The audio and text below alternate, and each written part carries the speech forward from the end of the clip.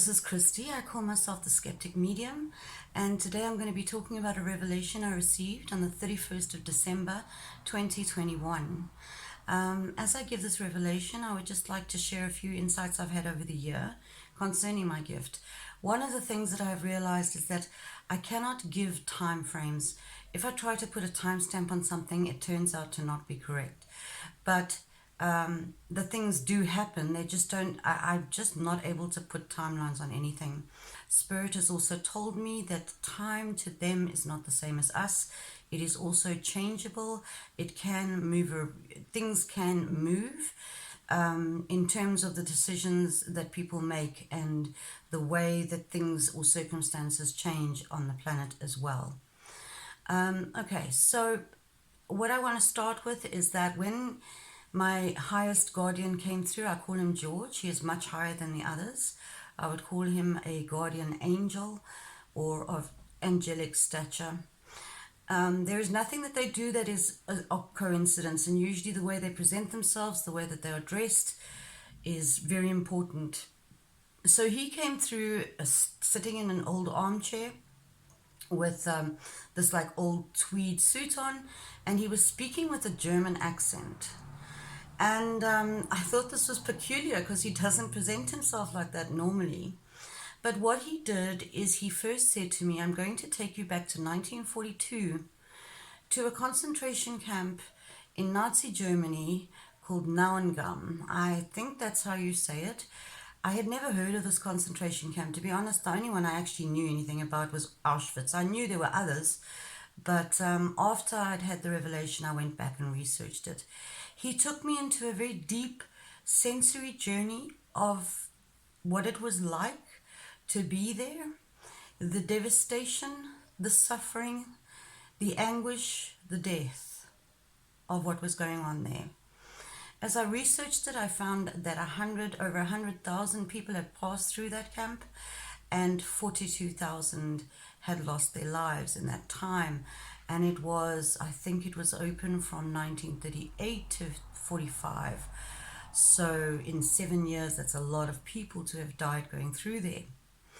He wanted to impress upon me that we tend to think that humanity has gotten past this. Such an atrocity will never happen again. That we are somehow now so enlightened that we would never allow such a thing. But this is not the case. That we are capable of barbaric things, and that genocide has been going on throughout history, and it can, is, and will repeat. So that was the first thing that he talked about. The next was, I asked, okay, so what hope can I give for the people that are looking for hope? And he said to me, do not give false hope where there is none. So this message to you is quite a harsh one. It is a calling from the spirit world to change our ways, and that we are basically being forced or pushed into changing our ways because things are not going to be the same.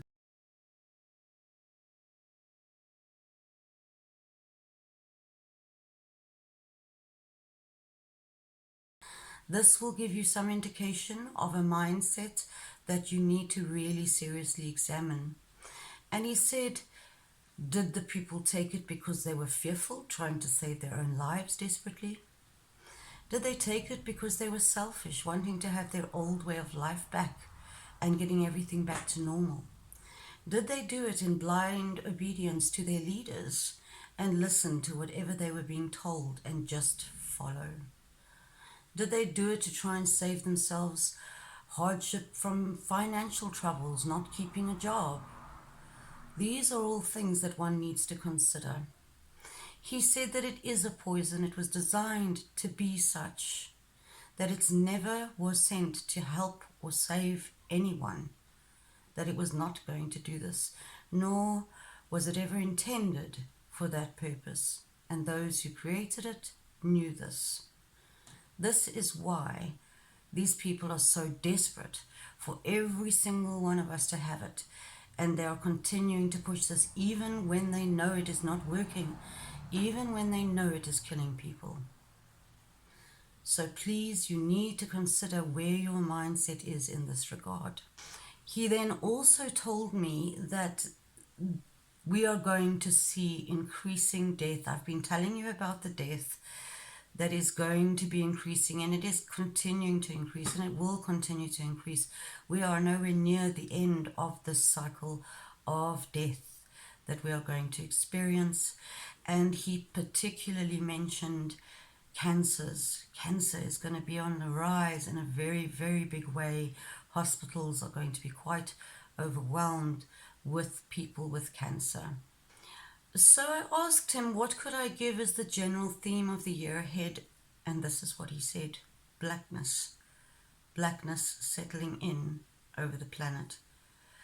I do also want to remind people, and this is what Spirit has also told me and reminded me of, that not everybody experiences the same thing.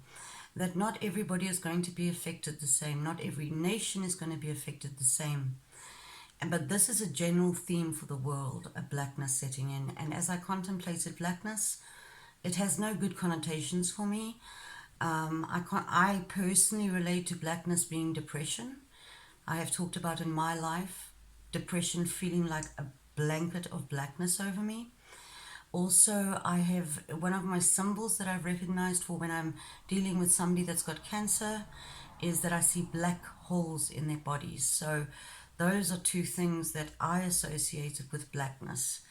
And it was more like a black mist than like, say, the black sky. It was a mist sort of settling in over the planet. We are undoubtedly going to see death. He also tells me that I am going to be personally affected, which is very hard for me because it hasn't as yet touched my life personally. So that was hard to hear. Okay, so then he took me to an analogy of a runaway train. Now, I've talked about this before, and I've talked about the fact that we are all on a runaway train. But at that time, it was as if only a select few people knew that we were on a runaway train and were trying to do something to stop it. We are now in a situation where most of us we are aware we're on a runaway train. We are aware that the train is burning, and we are becoming aware that we are not going to reach our destination. In truth, we were never going to reach that destination. This was already set in motion, the change that is coming, and that life will not be the same as we envisioned for our future, as we envision it being. We are going to be derailed from our anticipated destination. Whether we like it or not, this is happening.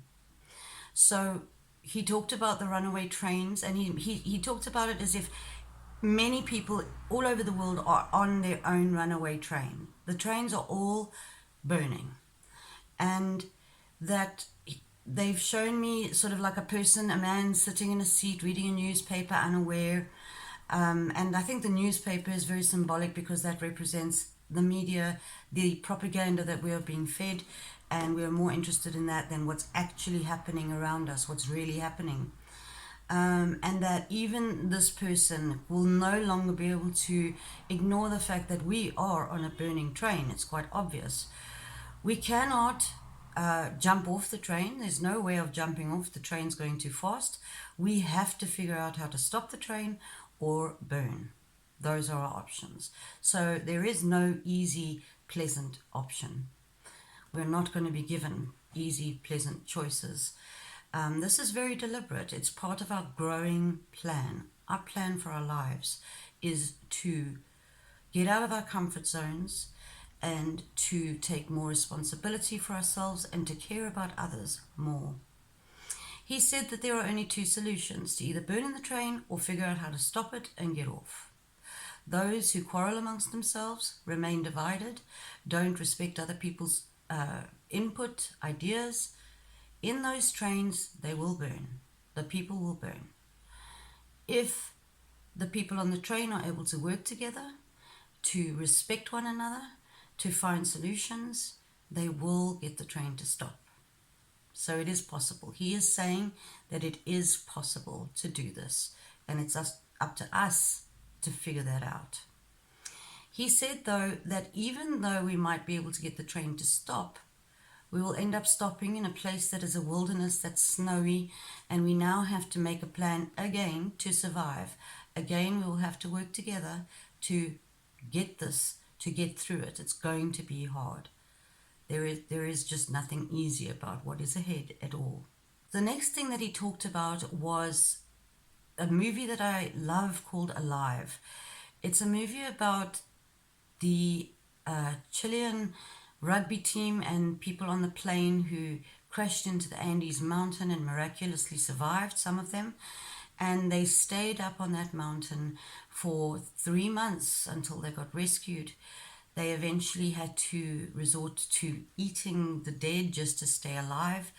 It is an amazing story of courage, a will to survive in extremely harsh conditions.